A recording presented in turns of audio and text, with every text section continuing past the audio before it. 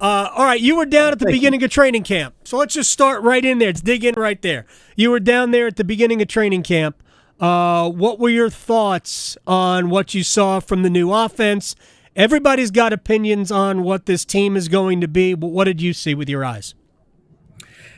I think I want to not get too far ahead of myself because I think, everybody got ahead of themselves last year where it's Bryce Young. This is what he did in college. It's Frank Reich. You got this all-star group of coaches that are here, and oh my gosh, things look great already.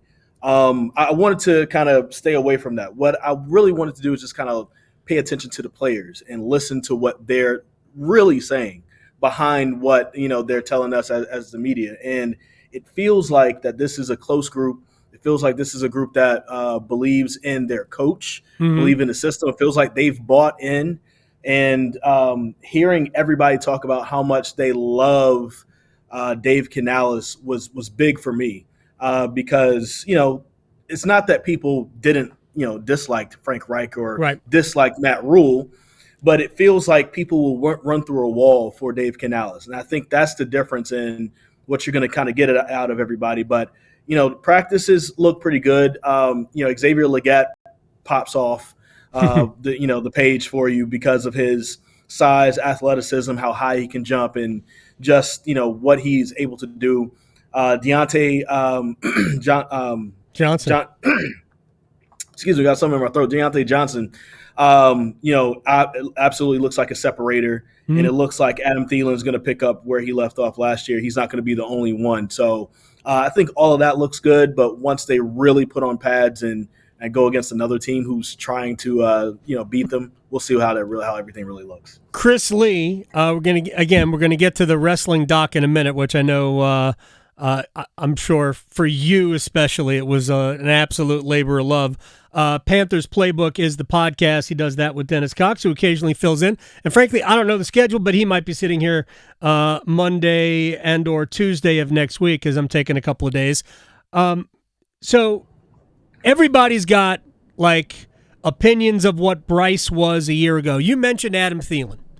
And this is where, when I look at this team, there's a lot of ways to look at it. Yes, they improved on the offensive line greatly at guard, and we'll see how Austin Corbett handles playing center, moving over. So they have a new starter. They'll have new starters at all three interior offensive line positions. The tackles stay the same.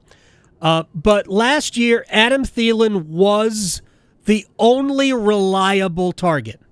The way I look at this offense right now, at best, he's the third choice in terms of their best players at wide receiver, at best, because he should be behind Legette and Deontay Johnson, who should both catch in the neighborhood, given health, in the neighborhood of 55, 60 passes. Thielen should be, and maybe he catches more, but Thielen should be only the security blanket, really more of a tight end than anything else. They should be so much more dangerous offensively than they were a year ago.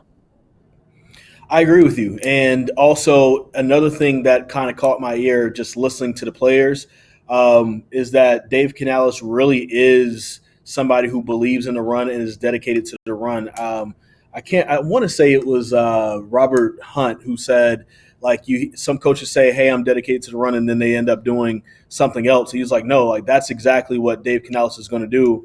And he feels like that's going to open up things in the passing game as well if they can get the run game together. So it really does feel like the Panthers are going to look a little bit better, a lot better on offense. And a lot of it, too, it feels like it's because it's simplistic right now, right? It felt like when you listen to a lot of the players last year, they talked about kind of how difficult the playbook was last year. And then you hear this year how, they're taking it slow and they're only building on things once they get it, and how Dave Canales has a great teaching plan. Those things matter. So right. if everybody's breaking the huddle and some guys don't know what they're doing, like last year, it looked like Jonathan Mingo was lost at times. And granted, he was a rookie, so they could be that way. But if everybody's on the same page, especially once week one comes around, it's going to be a lot easier for them to execute. And so I think the offense. I mean, I don't think they're going to be top in the NFL, but they're going to be a lot better than what they were last year. For sure. Chris Lee is joining us here, WRAL TV 5 at Chris Lee TV on Twitter. By the way, you said nobody disliked Frank Reich or Matt Rule. I feel you with Frank Reich, who's a super nice human being. I don't know about Matt Rule.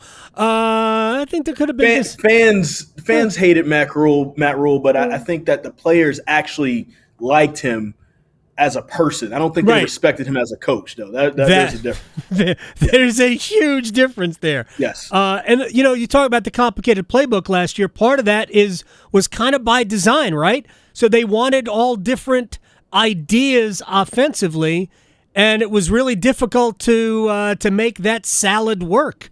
There were too many different philosophies in there, so I'm sure it was confusing. You talk about Dave Canales wants to run the ball, basically cut his teeth in Seattle, right? And what was that offense about? They had big playability on the outside when Canales was there under Pete Carroll, but ultimately they were a turn around and hand the ball to the big dude in the backfield. First it was Marshawn Lynch, and then it was other people like Rashad Penny, who unfortunately had to announce his retirement. Man, injuries robbed him of what could have been an unbelievable career. He was, I don't think he ever had a year where it was like under 4.7 yards per carry, including 6.3 yards in his best season.